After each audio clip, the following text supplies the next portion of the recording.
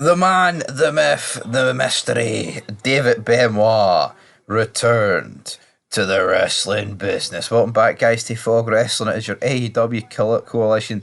And to be honest, right, I couldn't care about this show. The only thing that matters is the fact that David Benoit was front row and centre for it. We've seen him interacting with CM Punk, and Tony Khan knows what he's doing here. He's like, your daddy lacked the crossface in on Nancy and Daniel, brother. So I'm going to slap you in the front row and you're going to enjoy this show, and I'm going to get a shit ton of publicity and cameras, and the social media is going to be talking about it. Because that's exactly what happened, man.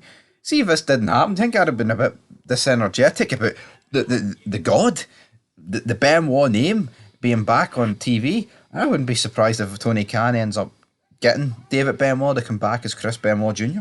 I'm not even joking about that. And I think it would be quite interesting. But it's kind of sad in a way, because Tony Khan's like pretending to care about this kid when in reality he's just exploiting his last name and himself. That's all he's doing. Tony Khan's a mark, nothing other than a mark.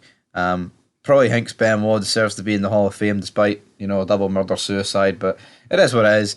Tony Khan can think what he wants. Soon we'll be having the Chris Benoit Memorial Cup, not just the Owen Hart. We'll fire Chris Benoit in there, and we'll see how it goes. But for the show, guys, AEW Coalition, brother, we kick off with a 2 out of 3 fall match for the AEW World Tag Team Championship. FTR versus Bullet Club Gold. My problem with this is it's just four jobbers, isn't it, at the end of the day? There's not a star between them. Oh, but what about Jay? No, Jay Shite. I asked Jay Shite's name. We have Ian Rackaboni on commentary, Nigel McGuinness.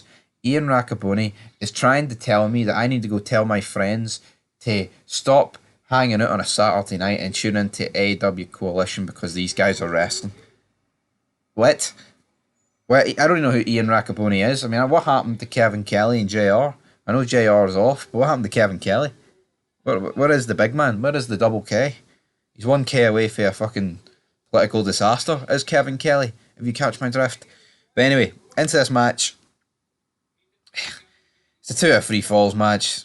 The Bullet Club Gold get the first fall. It's just, I just did not enjoy it. I don't enjoy this form of wrestling, man. A lot of it's just no selling garbage. And the match, the clip, sorry, it just went on. I'm like, right, when's this match going to end, man? When is this match going to end? FTR make it 1-1. The spots in the match, man, it's just like Jay White's supposed to be this, megastar. It's like, oh, he doesn't want to be in the WrestleMania main event. He wants to be wrestling on AEW Coalition on a Saturday, losing to FTR. Yes, because that's better than losing the WrestleMania main event to Roman Reigns for the Undisputed title. Fuck off. Who actually believes? See, whoever believes that, man, they need to be locked into a mental institution. To be honest, most people watching wrestling these days and enjoying it need to be locked into a mental institution. But come on, man. Jesus Christ. What are people thinking here? I've no idea what is going on. FTR win. Because Dax put his wee knee pad down and he locked in the sharpshooter. And Juice Robinson taps. And FTR win. Wrestle Headlines gave this a 5-star match. Listen to this. Nothing that I could put into words would do this match justice. Well, I'll do this match justice. It was shite. It's just vanilla midgets with no story, no selling. 90% of the moves that are being whipped out in the match. It's garbage, man. Do not care about it one bit. David Benoit was the highlight of this show, and nothing is going to tell me otherwise. Going into match 2, we have the Owen Hart Foundation Women's Tournament Final. Ruby Soho taking on Willow Nightingale. No surprise Willow Nightingale won, because it meant if Ruby Soho won, she'd be taking on one of her partners in the match for the title, which we just knew realistically wasn't going to happen. Just shite, to be honest. I mean, it's just, who cares? Ruby, I actually cannot stand Ruby Soho, right? I actually cannot stand her. I hate the way she looks. I hate her tattoos. I hate her hair. I hate her earrings. I just do not want her on my TV screen, guys. That's the bottom line. Up next, though, we have got The big man, Brody King. I hate Brody King. I absolutely fucking despise Brody King. Wishing all deaths on cops. Fucking wise up, Brody King, mate. You sad little perverted freak show bastard. That's all I'm going to say on that. Him and Malachi Black win here. They're against two jobbers. I don't know who Artemis Spencer and Randy Myers are, but of course these two are not going to win. Brody King, fuck you, man. Fuck you, buddy. Big weirdo. And then after the match, Alistair Black puts a mask on. Oh, it's no Alistair, it's Malachi. I couldn't care. He puts the mask on that he stole from Andrade, and he's put it on. And he sits in the middle of the ring, and we're sitting here thinking, what an absolute mess. Then it's main event time. We have Ricky Starks taking on CM Punk, brother. Whoa. And here we go. Let's go, Ricky, CM Punk. You know what? I actually enjoyed this match for what it was. I like CM Punk. AEW needs him, even though politically the guy's a fucking weirdo. But I mean, in terms of being a star and what he brings to the wrestling business, he's alright. He's pretty good, CM Punk. And I don't mind Ricky Starks. This match was alright because there was actual elements of psychology, and I enjoyed the finish with the holding of the ropes. Ricky Starks manages to pick up the win, and he is the new Owen Hart Foundation Tournament Champion. And yeah, then we have Josh and Thunder Liger coming out to give the trophy to Starks. And yeah, I don't understand why Thunder Liger is the one to give Ricky Starks the Owen Hart Foundation men's tournament final trophy, whatever you want to call it. I just don't really get that, if I'm being honest. Like, what's he got to do with Owen Hart? Why is he doing it? If anything, would it not been better to give it to David Benoit?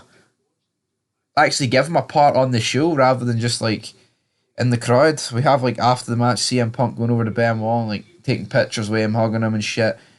At least CM Punk worked with Benoit and like knew him. See these fucking bums that like pretend they know people? It's cringy. It's like Owen Hart. There's like 3 people in AEW that actually worked with Owen Hart. And like you've got people pretending like, oh, Owen was a prankster. Like obviously like we know, but it's like third hand information.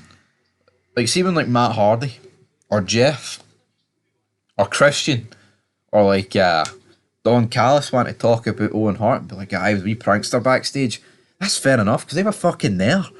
You've seen you get jobbers like Kenny Omega that says he was there. No, Kenny, all you were doing, mate, was bloody wrestling 6-year-olds in your back garden. You'll never date in the big time, and you never will. Anyway, guys, it is time to rate this show. The opening match was a 57-minute match. 57 minutes. Absolute no selling gymnastic horse shit. But I did enjoy the main event, and I'm going to give this show a 2 out of 10. There was like no segments, which doesn't help. I prefer my wrestling shows, guys, when they've got segments, but Wrestle Headline's giving this a 9 out of 10. Oh, Jay White is going to be a huge star for AEW. Oh yeah. The guy that just lost to the FTR is going to be a main star. Fucking dead on. Mega star. Jobber. No star. There's no stars, man. The only star on this show was CM Punk. I know he lost, but at least that was a smart ending. CM Punk, man, got the ropes held against him, and he managed to get the 1, 2, 3, and Ricky Starks won. But anyway, guys, we've seen David Benoit. We've seen them all. I love David Benoit. Get David Benoit in. It's only a matter of time for Tony Khan exploits Chris Benoit's death. Let's be honest. We all know it's coming. And, I mean, how's he going to do it? Is he going to do a Chris Benoit tournament? Is he going to have a... I mean, I remember doing a Universe mode about 8 years ago. Kind of going off topic here, but on my channel, my own channel. And we did SummerSlam. And the slogan was, the biggest hanging of the summer. It was Chris Benoit against The Rock.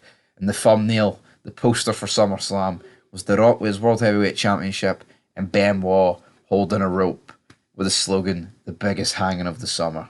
Obviously, a play on the biggest party of the summer. Could Tony Khan do anything like that? No, because you know why? Big Stevie is the man. Coalition was dog meat. And until next time, Fog Wrestling, signing out.